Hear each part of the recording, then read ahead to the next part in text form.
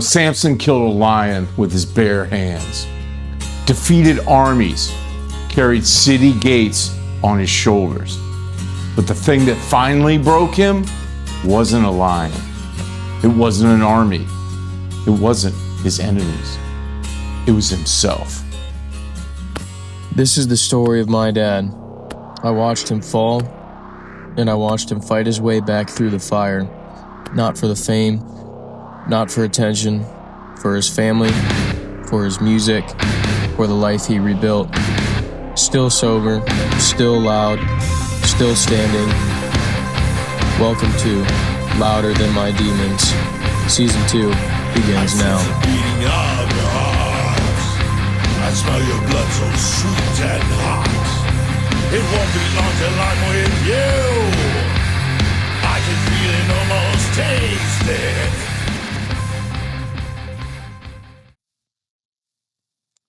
One thing I've learned in sobriety is that strength and discipline are not the same thing. For most of my life, I thought strength meant handling everything myself. Push harder, work harder, figure it out. Don't ask for help, and don't you dare show weakness. Just keep moving. And to be fair, sometimes that mindset works until it doesn't.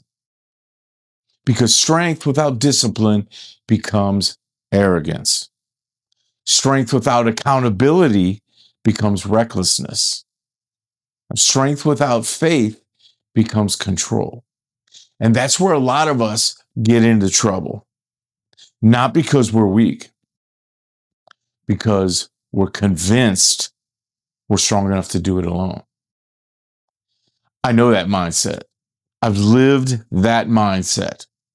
There was a period in my life not too far away where I became obsessed with controlling outcomes, trying to predict what would happen, trying to manage every possibility, trying to force things into place. And looking back, I realized a lot of that came from fear, because fear wants certainty. Faith requires trust, and trust has never come naturally to me. There are decisions from that season of my life that I look at differently today, not because I can change them, not because I can rewrite the past, but because I understand something now that I didn't understand then. I don't control everything. I have responsibilities. I have choices. I have work to do, but I don't control every outcome. Sometimes the hardest thing in the world is trusting the process, trusting God, taking the next right step without knowing exactly how everything is going to turn out. Over the last year and a half, spirituality has become a huge part of my recovery and my life. Not because I suddenly became a different person, not because I have all the answers. We know that's not true. And definitely not because I have everything figured out, because I don't. It's because I finally learned the value of staying connected. Most of my prayers don't sound like church. They sound like conversations. Sometimes they're in my car. Sometimes they're when I'm walking Edie. Sometimes they're in complete frustration. Sometimes they're based in gratitude. Sometimes they're just me asking for guidance, for help. But they become part of my daily life, a daily check-in, a reminder that I don't have to carry everything by myself. And maybe that's the lesson Samson never learned. Because Samson's problem wasn't strength. His problem was connection. Every time life gave him a choice, he trusted himself more than the path he was supposed to follow. His desires, his impulses, his emotions, his plans. Until eventually, the strongest man in the Bible found himself completely broken. And not because he lacked strength, because he drifted away from the things that gave his strength meaning. And if we're honest, that's still how most people fall today. Not all at once, not overnight. One compromise, one excuse, one rationalization, one step away from who they're supposed to be at a time. And that's why Samson's story still matters and matters so much to me today. Let's go to the reckoning.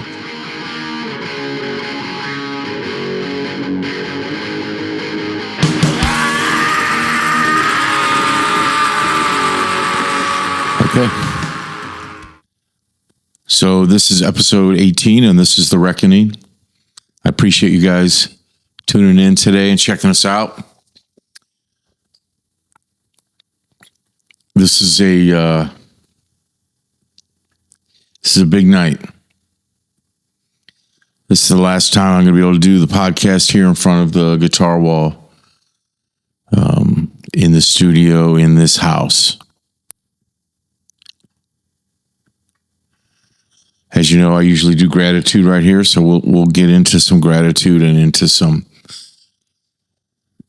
of what's going on in my life before we talk about Samson. And things fell apart completely. There's still things going on.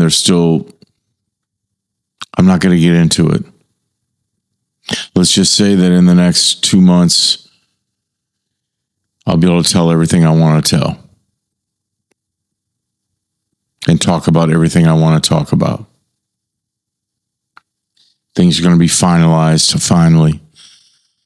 And not necessarily for the best for me, but that's the choice I made back in October, and it's okay. It's okay. I'm grateful that I made that choice because today and yesterday and tomorrow I got to spend it with my daughter. And she helped me do something that was very hard, and that was pack up her bedroom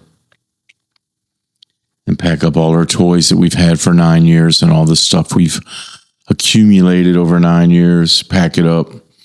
We took one carload over to the storage unit today, and we'll do another one in the morning. We've got a batch to donate, and then we threw away a bunch of stuff. I've been doing that with my entire house and my entire life. And I'm taking a step back voluntarily, giving up this house. The memories are just too strong here. Too far behind on bills that I'm never going to be able to catch up on if I stay here. So I've worked out a good situation. I'm working hard right now. I'm bartending. I know that seems odd for a guy this sober, but that's not even an issue. It's at a nice restaurant, fun restaurant, and I make good money there 3 days a week. I'm driving for Amazon Flex, and I make really good money with that. And I can do that whenever and wherever I want. And then, of course, I'm working for Curran. He's on tour in Europe for the next month, so there won't be a lot going on at the studio. And so as a result, I'm going to drive a whole bunch for Amazon, and I'm going to bartend as much as I can. I'm going to do all the stuff I can. I'm going to come out of this in 90 days stronger financially than I've ever been. Get rid of a bunch of the stress. I'm going to work out some things that need worked out.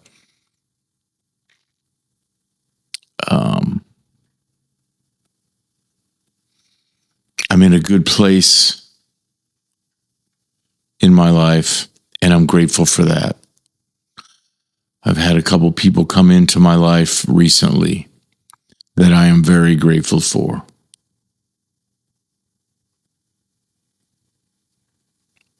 And there's some hope and some excitement, and things could get really good over the next few months. So that's my goal, is to work hard for 90 days, kill myself for 90 days, save everything for 90 days. I'm going to be staying with a friend that asked me to stay with them, and I don't have to pay anything other than help with some bills. And I'm going to be able to dig out of everything and put money away so that when I go to get a new place, which I've probably already found a new place. I just won't be able to get in there for 90 days to 4 months, 3 to 4 months. It's going to be good. I'm bummed out today. It's a lot of fucking work packing up this house. It has not been fun. I've had to throw away things I did not want to throw away. Pictures. Memories.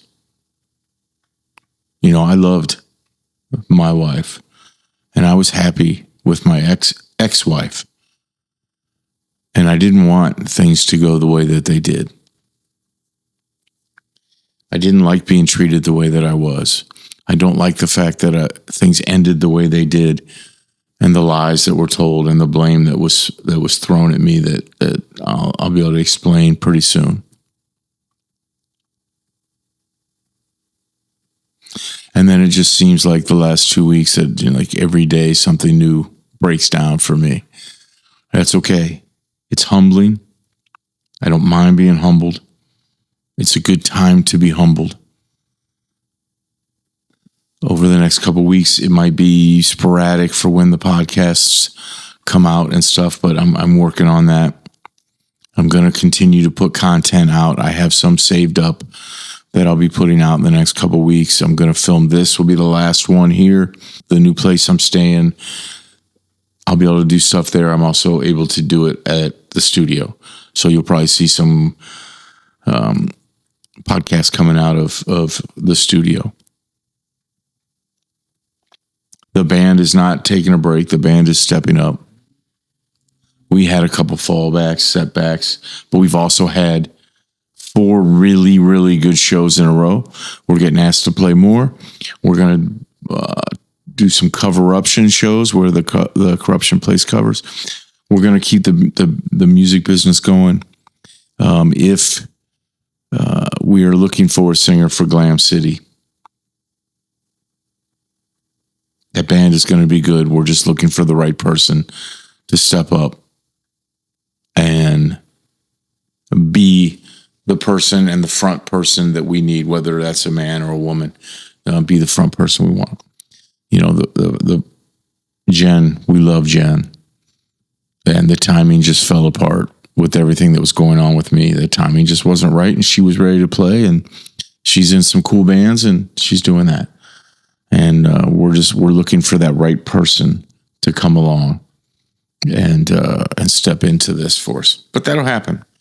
I'm grateful for my daughter today. She helped me, worked her butt off today to pack up. She made sacrifices on stuff that she didn't want to get rid of. She was open to donating stuff. We have a big batch of stuff we're going to drop off at a Goodwill. She's going to give some of her toys to her sister. She's just a sweetheart. And also, we will be filming our first co-podcast together tomorrow that will be called Daddy, I Have a Question. And it'll be short little podcasts, kind of like my Outlaw Logics and Red 22s, where she just asked me a question about something. She says that all day long. Daddy, I have a question. So we've come up with a few of the questions she's asked me about. And on the podcast, she's going to ask me a question. We're going to find out what the answer is. And I think it'll be fun. It'll be cute. And she's very excited. We come up with a cool little way to do it. And we're going to do it tomorrow morning. It's going to be fun. First one tomorrow. Daddy, I have a question. And it'll be released here on the Louder Than My Demons channel. And I've got some other stuff that's going to be brewing. I'm going to be hopefully doing a podcast for a major international band that I'm not going to mention yet because I want to wait till I get it locked in. But I'm going to be pitching them about some ideas, and that could lead to some other bands and other ideas. So over the next year, I'll be stretching out as far as that goes. I feel a little bit better after talking about some of the stuff. You know, giving up this house is not going to be easy. But then I remember that I was almost stabbed over there, and that I was arrested over there. And all the stuff that happened in this house, all the lies that were told in this house and that are being told as a result of the relationship from this house. And that person can live with that the rest of their lives. I'm going to finish this next month up. I'm going to do my podcast about what happened. I'm going to release my book later this year. And I'm putting this behind me. I'm tired of it. I'm done with it. I'm over it. I got better possibilities on the brink or on the horizon, and I'm going to take advantage of that stuff. I am ready to come out of this stronger than I've ever been, better than I've ever been. It's going to be good. It's just going to be great. I'm looking forward to it.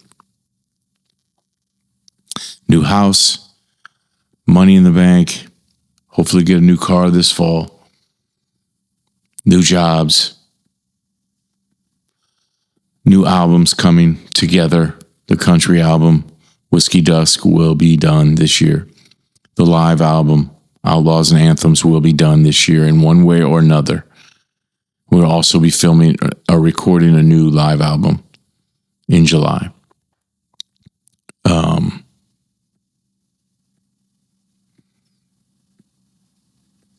Our third album will come out later this year.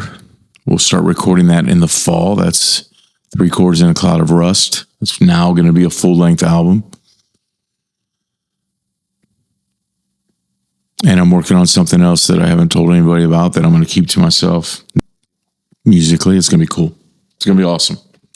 So I have all that. I'm grateful for that. My son's going to Europe next month for 13 days to play with Inhuman Condition, an amazing death metal band, thrash metal band.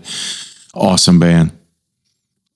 Great guys. Went down and saw them recently when the guitar player from that band is in the band Deicide. And we got to go down and watch Deicide and a couple other bands, and it was really a good time, and it was cool to go back and hang out with Taylor and with Jeremy and meet some of the other guys. It was cool. It was awesome. My son can go a long way in this business by hanging out with the people that he's hanging out with and working with, and the people that he's met, and the people that love him. Tony Dolan from Venom Inc. has told me what he thinks of Colton. Jeremy Kling, the drummer for Overkill and the singer for Inhuman Condition, and Taylor from Deicide and Inhuman Condition are just huge fans of my son, and they're guiding him and helping him. And he's going to go a long way. And that's just awesome. Music runs deep in this family. My daughter hasn't taken a piano lesson in 1.5 years, and today she walked out to our piano in the living room and sat down and played Here Comes the Sun by heart. Didn't have the music out, didn't have anything, just sat down and played it. The whole thing. I was laying in bed and I could hear her. And it was beautiful. I just love her. I love her, love her, love her. It's awesome. So my gratitude is high. My energy is not. My excitement is not.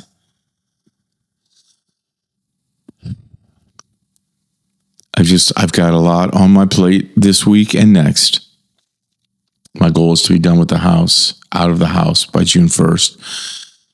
Cleaning up maybe the next couple of days and getting stuff out of here. But I got a long way to go. But it's going to be good. It's going to be good. It has to be good. This week, the podcast is about Samson. And I'm going to do this in 4 parts. Part 1 is the gift. Before Samson was born, God had a plan for his life. An angel appeared to his parents and told them that their son would be set apart for a special purpose. He would be dedicated to God, chosen, given extraordinary gifts. And as Samson grows older, that's exactly what happens. He becomes incredibly strong. The stories are legendary. He kills a lion with his bare hands. He defeats entire groups of enemies. And at one point, he tears ropes apart like thread. At another, he carries the gates of a city on his shoulders. The guy is basically a living superhero. But here's the thing. Potential and character are not the same thing. Talent and wisdom aren't the same thing. Strength and discipline aren't the same thing. And that's where the story starts to matter to me. Because every one of us has been giving something. Talent, opportunity, a second chance. People who care about us. A purpose that we haven't fulfilled or fully discovered yet. The question isn't what you've been given. The question is what you're doing with it. All of us have a talent. Find yours. Develop it. Use it. Use it to help others. Use it to just keep yourself steady.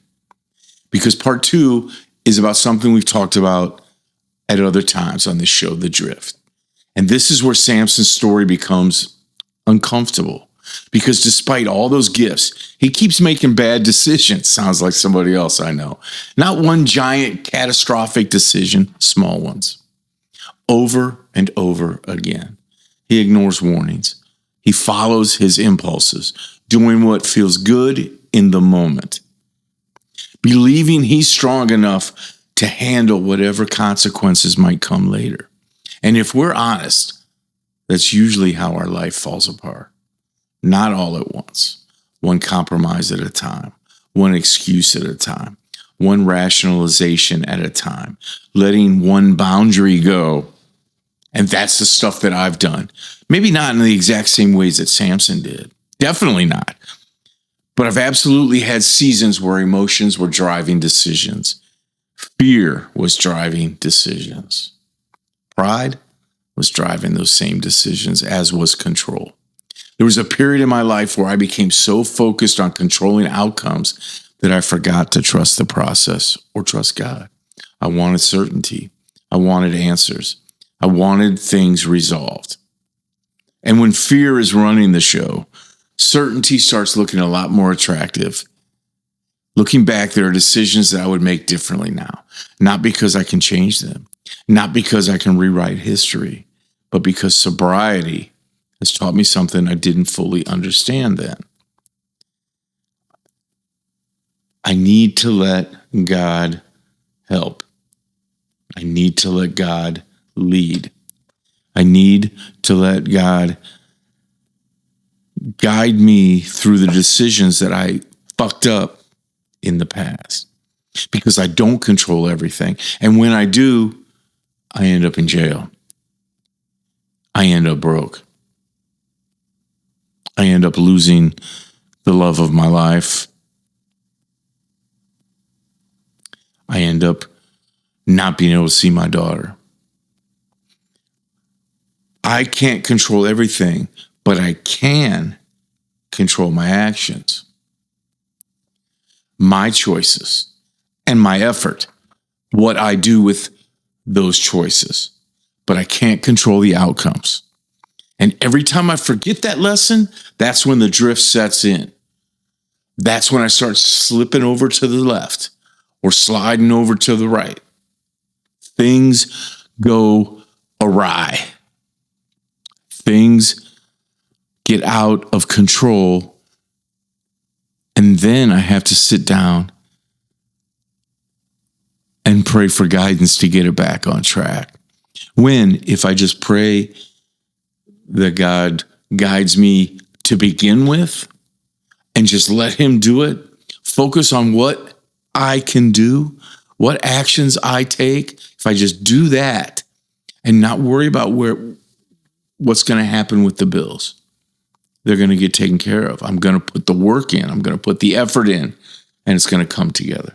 Not worry about a relationship, because if I put the right effort in to that relationship, whether it be with my daughter, my son, my friends, a new girlfriend, if I do all of that and I control how I do it and I don't live on impulses, I move with purpose, as we've talked about before on here. And I want to say again, as I try and say as often as possible, we all know that I'm not an expert. I'm just a dude playing a dude, disguised as a dude who's fucked up. This week especially, I am humbled and reminded that I'm fucked up. I have fucked up my life. Yeah, some people had a hand in it, but I put myself in those situations. I'm the one that was drinking out of control. I'm the one that was doing cocaine when I knew better than that. I'm the one that reacted with impulses and did things with the people that I was involved with that I knew better than. I just thought, you know what, this is fucking fun. Let's do it. And that's drift. And when drift begins, things go downhill fast. You slide over here, you slip over here, things go downhill. Now, part 3 of Samson's story is Delilah. And most people have heard this part of the story. Samson meets Delilah. She begins asking him where his strength comes from. He lies. She asks again. He lies again. She asks again. Another lie. Eventually, she wears him down. And finally, he tells her the truth. While he sleeps, his hair is cut. The Philistines capture him. And everything changes. Now, here's the part I think most people miss.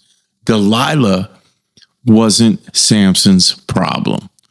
Samson had been ignoring warning signs for years. Delilah wasn't the cause. She was the consequence. Now, that lesson didn't take me long to understand. Because, yeah, it's easy to blame people. Easy to blame what somebody just did to you in a relationship. Easy to say, oh, you do this to me for 18 months, and then you turn me in for something I didn't even do. Now, let's take that. It's easier to blame circumstances. It's easier to blame bad luck. It's easier to blame chaos and the badger. But it's much harder to stand in front of a mirror and ask, where did I ignore the warning signs? Where did I stop listening? Where did I think I knew better? And where did I drift? Those are uncomfortable questions to ask yourself, but they're questions that lead to growth. And they're questions that I've been asking myself every day for the past year.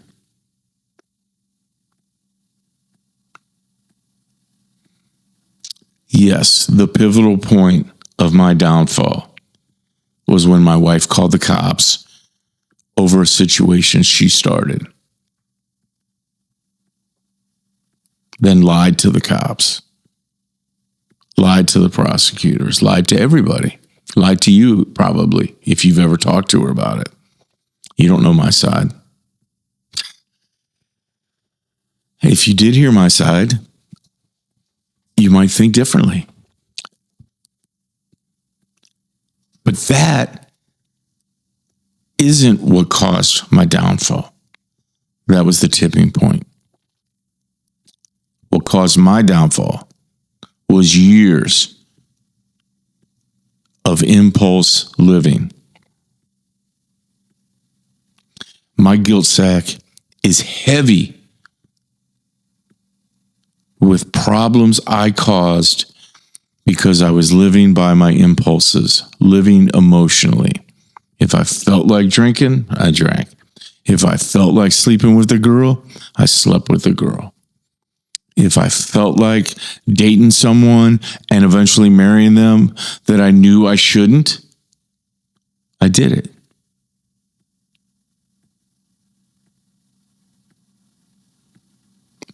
My first wife was a wonderful, wonderful woman. I let impulses and emotions ruin it.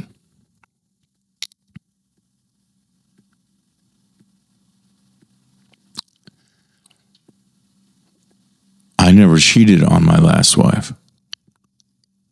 She likes to say I did and tell people I did.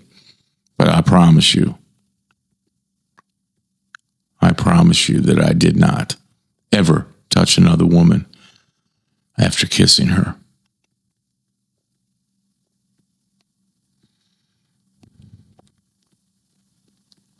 I didn't want to, and I didn't need to. And so I didn't.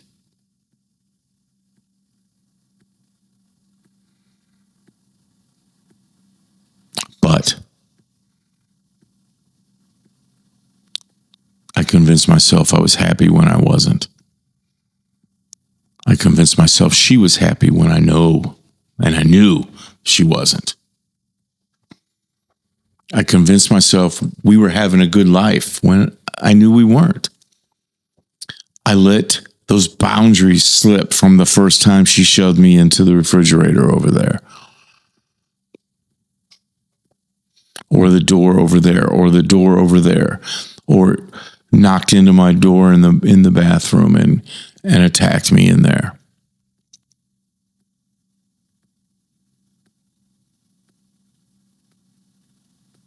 I let boundaries slip. And those impulses that I lived by for the last 4 years, for the 4 years before that, for the 10 years before that, those caused my downfall. When I got into the car wreck was the tipping point. But it wasn't the cause of my downfall. The cause of my downfall was the drinking and the impulse living that I was doing in the Marines. I had no control over my choices, or I didn't control my choices. I just did what I wanted. Whatever happened and felt good at that second, I just did it. Impulse living. It's not great. I can't do it ever again. Even last year, I spent money on things that I shouldn't have been spending money on. And then when I realized that I needed to tighten it up and started trying to tighten it up, it was too late. That's something I'll have to work on going forward. But when you ask these kind of questions of yourself and you dig into what really fucking happened and what really caused the problem wasn't the argument that we had that night. The problem was the drinking and the drugging. The problem was not being honest with each other about how we were unhappy with each other. One day I told my friend Stacy when I was with my ex-wife that our relationship had an expiration date. And that expiration date turned out to be December 28th, 2024. I always assumed she was going to leave me because she was younger than me. And why would you want to be with a dude that much older than you eventually? Or I always assumed she would leave because I'd screwed up every relationship I'd been in with every woman. Just like I talked about the day that we discovered the guilt pack. I'd let every woman down in my life, including my daughter. And I knew eventually I would let her down. I didn't know that expiration date would be caused by constant attacks, and that the tipping point would be brought to my doorstep by the person I was in love with. And then that leads us into part 4. Samson's fall and his redemption. He lost everything. He lost his freedom. He lost his strength, his status, his identity, everything. I know that fucking feeling. I know it well. And that's usually where people stop telling the story. But it's not where the story ends. Because in his lowest moment, Samson finally turned back to God. not from a position of strength, from a position of humility. And that's my favorite part of the story. Not the part about the lion or the battles or the strength, the redemption. That's what hit home with me. Because redemption means your worst moment doesn't get the final vote. Recovery teaches the same lesson. I can't erase my mistakes. I can't change my past, no matter how hard I try. I cannot erase the mistakes I made, no matter how much I beg and pray for them to be different. I can't do anything about that. I cannot rewrite those decisions, but I can learn from them. I can grow from them. I can move forward from them. And that is redemption. Not pretending that the past didn't happen, but becoming something better because it did. And that brings me to something I've learned over the last year and a half. Spirituality isn't religion, it's connection. It's becoming connected with God. It's becoming connected with your friends, with your family, with the people who are important to you. Spirituality is far more than religion. It encompasses religion. But it also, spirituality is about faith. Faith in God, faith in yourself, faith in your friends, faith in your family. And if you're not connected to those, if you don't practice spirituality, and you don't stay connected to those things that mean the most in this world, the 5 S's can't support you. AA can't support you. Nothing can. It's up to you to make sure you stay connected, to make sure you fight drift, to make sure you don't live by impulses. That's what Samson did. That's what I did. And that's why we both fell so hard and why I'm still falling. And yes, I've turned to God, and I've turned to family, and I've turned to friends, and I've turned to things I never thought I would before. And like Alice Cooper, who we're going to talk about later in the episode, I managed to retain my identity while changing the way that I reacted to things, the way that I lived. I controlled my impulse living as much as I can. I got rid of the alcohol. I got rid of the drugs. I got rid of the chaotic person that was living in my house. Or they got rid of me, whichever way they want to look at it. I don't care. I don't care. The next woman that I will date will be stable.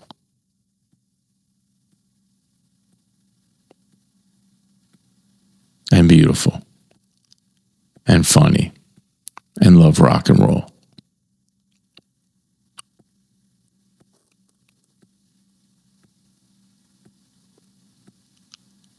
And love me. And when that happens, it'll be awesome.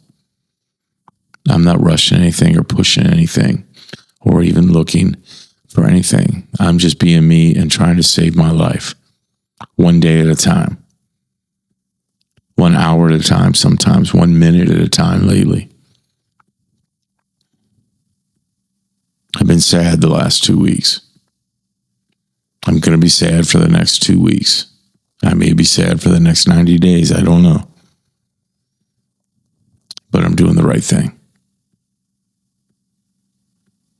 And spirituality will remain a huge part of that. And reading the story of Samson and studying the story of Samson and talking to you about this story has made me realize I'm not the first person to go through this. I won't be the last person to go through this. If Samson can come out on the other side and redeem himself, so can this rock and roll outlaw.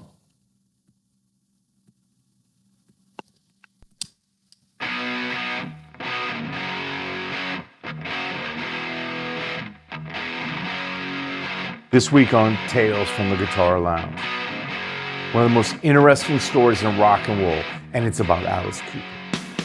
Here's a guy who lived through fame, success, excess, alcoholism, all of it. And eventually, he found faith. What I respect most is what happened afterwards. He didn't become somebody else. He didn't stop being Alice Cooper. He didn't stop loving rock music. He didn't spend every interview lecturing people. He simply tried to become a better man. And I think that's something a lot of people misunderstand about spirituality. They think they're being asked to give up who they are. Maybe that's not the point. Maybe the point is becoming who you're supposed to be. Faith didn't make Alice Cooper stop being Alice Cooper. And faith didn't make me stop being Josie. I still love rock music. I still have a smart mouth. I still tell my stories. I still laugh at things I probably shouldn't laugh at. Ask Vincent and Colton. But today, I have a compass that I didn't always have. Something that helps me point me in the right direction when life gets complicated. And I think that's what spirituality is supposed to do. Not replace your identity, but guide it.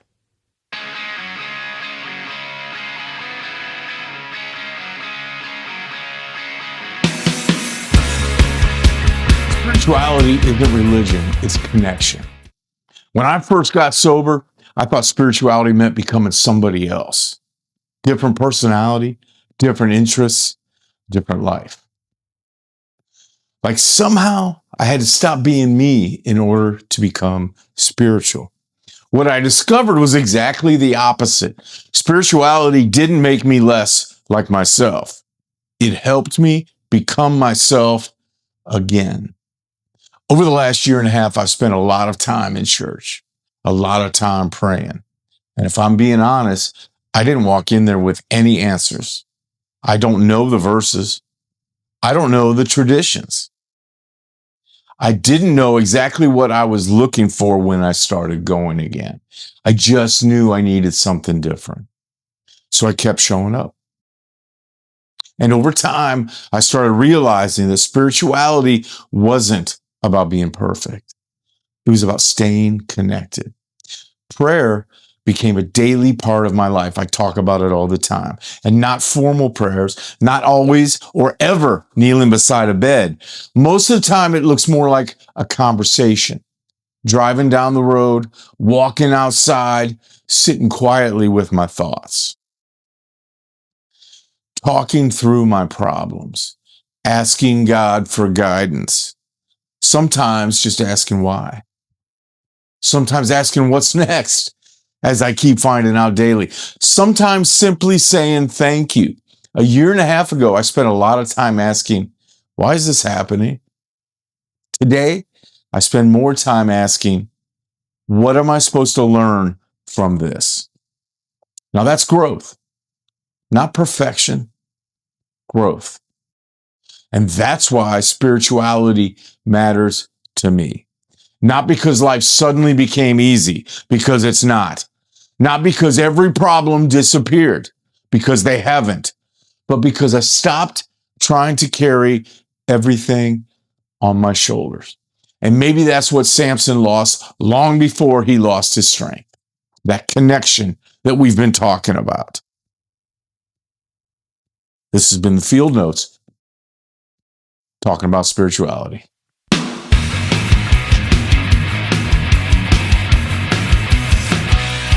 So for Beyond the Songs this week, I wanted to do an Alice Cooper song. And this week's song is No More Mr. Nice Guy. And I don't think it's really a song about becoming mean. I think it's a song about identity.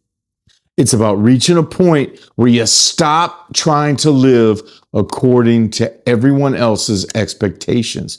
You stop trying to convince every critic. You stop trying to manage every opinion. You stop apologizing for becoming who you're meant to be. Years later, Dave Mustaine covered a song, which is fitting as well, because if there's anybody in rock who understands being misunderstood, it's Dave Mustaine. Different men, different stories, same lesson. Eventually, you have to stop chasing approval and start building character. And that's something recovery has taught me. The people who matter will notice your growth. The people who don't, won't, and they can fuck off. And honestly, that's best. Because your job isn't to control everyone's opinion. Your job is to become the very best version of yourself. And that's what No More Mr. Nice Guy has always sounded like to me. Not rebellion, not anger, but identity. All right, we'll try this one last time. This is No More Mr. Nice Guy.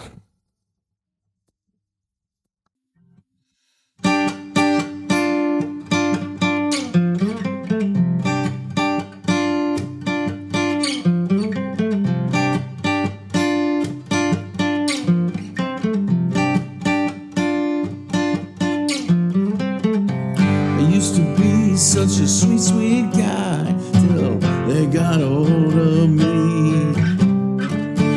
I opened doors for little old ladies. I helped the blind to see. I got no friends cause they read the papers. They can't be seen with me. I'm in a real shot down and I'm feeling me. Mr. Nice Guy, no more Mr. Greedy, no more Mr. Nice Guy. They say he's obscene. I got no friends cause they read the paper. They can't be seen with me. And I'm getting real shot down and I'm feeling me. Nice guy, no more Mr. Greedy, no more Mr. Nice Guy. They say he's sick, he's obscene. My dog bit me on the leg today. My cat clawed my eyes. Mine's been thrown out of the social circle. Dad has to hide. I went to church incognito when everybody rose. Reverend Smith, he recognized me and punched me in the nose. He said, no more Mr. Nice Guy, no more Mr. Clean. Mr. Nice Guy, they say he's sick, he's obscene. No more Mr. Nice Guy, no more Mr. Clean. No more Mr. Nice Guy, they say he's sick, he's obscene. No more Mr. Nice Guy.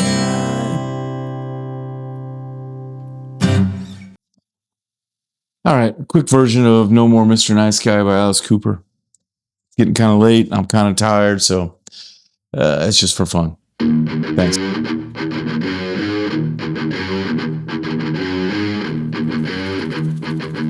Samson's story isn't really about strength. It's about connection.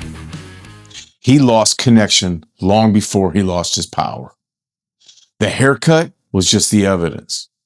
And maybe that's the lesson for all of us. And maybe it's the lesson from today.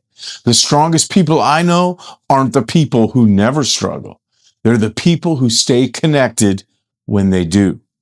Connected to faith, connected to purpose, connected to the habits that keep them grounded, connected to the people who help them grow. If you've drifted, come back. If you've stumbled, get back up. If you've lost your way, start walking again. Because failure isn't final. Not while you're still breathing. Not while you're still learning. And not while you're still willing to reconnect. Thank you for spending part of your day with me. Thank you for following Louder Than My Demons. And remember, here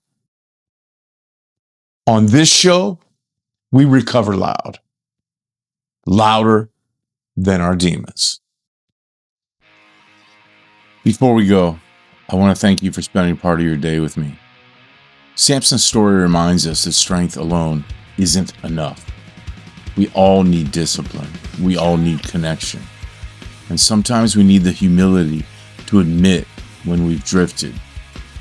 Next time on Louder Than My Demons, we'll continue this journey with episode 19, Starting Over, the Humbling Season. A conversation about rebuilding when life doesn't go according to plan. About letting go of who you thought you'd be, accepting where you are, and finding the courage to begin again. Then in episode 20, the cost of pride. Because pride has a way of convincing us we don't need help, don't need guidance, don't need accountability, right up until the moment we discover what it has cost us. And after that, we begin the most personal journey I've ever shared on this podcast. A special 3-part series. The Lie I Lived, The Lie I Told, and The Life I Lead. 3 episodes, 1 story, the choices, the mistakes, the lessons, the truth. This is not to rewrite the past, but to understand it and to move forward from it. I hope you'll join me for that journey. Until next time, stay humble, stay connected, and remember, we recover loud, louder than our demons.